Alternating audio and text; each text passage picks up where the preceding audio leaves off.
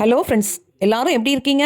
நல்லா இருக்கீங்களா? வாங்க இன்னைக்கு நம்ம வீட்டு பில்டிங்கில் ஏற்படக்கூடிய பிரச்சனைக்கு என்ன தீர்வு? அது அந்த மாதிரி வீட்டு மாடியில் வாட்டர் டேங்க்கு கிட்ட சின்ன சின்ன செடி முளைச்சிருக்கா? அதை என்றைக்கும் சாதாரணமாக நினச்சி விட்டுறாதீங்க. ஏன்னா அந்த சின்ன சின்ன செடி தான் நாளைக்கு உங்கள் முழு பில்டிங்க்கும் ஆபத்தாக மாறப்போகுது. குறிப்பாக அது அரச மரமாக இருந்தால் அதோட வேர் கான்கிரீட்டுக்குள்ளே நுழைஞ்சு சுவரை உடைக்க ஆரம்பிச்சிடும். அதுவும் எப்படி தெரியுமா? உங்கள் வீட்டில் இருக்கும் தண்ணீர் பைப் லைன் அல்லது செப்டிக் டேங்க் பைப் இதில் ஏதாவது லீக் இருந்தால் அந்த ஈரப்பதத்தை தேடி தான் இந்த மரம் வளரும்.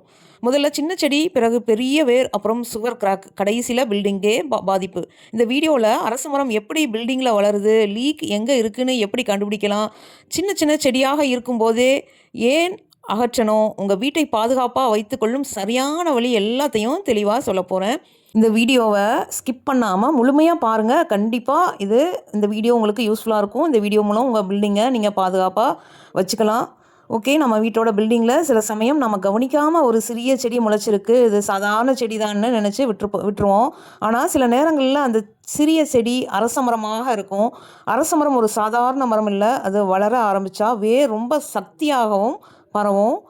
சிறிய சுவரோ கான்கிரீட் இடைவெளியோ கிடைச்சாலும் அங்கே பிடித்து வளர ஆரம்பிச்சிரும். முக்கியமாக இது எப்படி பில்டிங்கில் வளருது தெரியுமா? பொதுவாக வீட்டில் இருக்கும் தண்ணீர் பைப் லைன் அல்லது செப்டிக் டேங்க் பைப் லைன், இதில் எங்கேயாவது லீக் இருந்துச்சுன்னா, சின்ன லீக் இருந்தால் கூட அந்த ஈரப்பதம் இருக்கும் இடத்துல விதை விழுந்து முளைக்குது. பறவைகள் கொண்டு வந்த விதையாக இருக்கலாம், காற்றால் வந்த விதையாக இருக்கலாம். அந்த இடம் எப்பவும் ஈரமாக இருக்கிறதுனால அரச மர விதை வேகமாக பிடிச்சு வளர ஆரம்பிச்சிடும். முதல் பார்வைக்கு அது ஒரு சின்ன செடி மாதிரி தான் இருக்கும். ஆனால் நம்ம பரவாயில்லைன்னு விட்டுட்டோம்னா உண்மையிலே பார்த்தா இது சின்ன செடியின் கீழே வேர் நெழிஞ்சு நெழிஞ்சு சுவருக்குள்ளே போக ஆரம்பிச்சிருக்கும். கொஞ்ச நாள் அந்த வேர் சுவர் கிராக் ஆகும், டைல் மேலே தூக்கி விடும், பைப் லைன் உடையும், செப்டிக் லைன் பாதிக்கப்படும். இப்படி பில்டிங்கே மெதுவாக பலவீனமாக மாற ஆரம்பிச்சிடும். சில பேர் வீட்டில் மேல் மாடியில் சுவர்லேருந்து பெரிய அரச மரம் வளர்ந்து பிறகு சுவரே உடஞ்சி போன சம்பவங்களும் இருக்குது.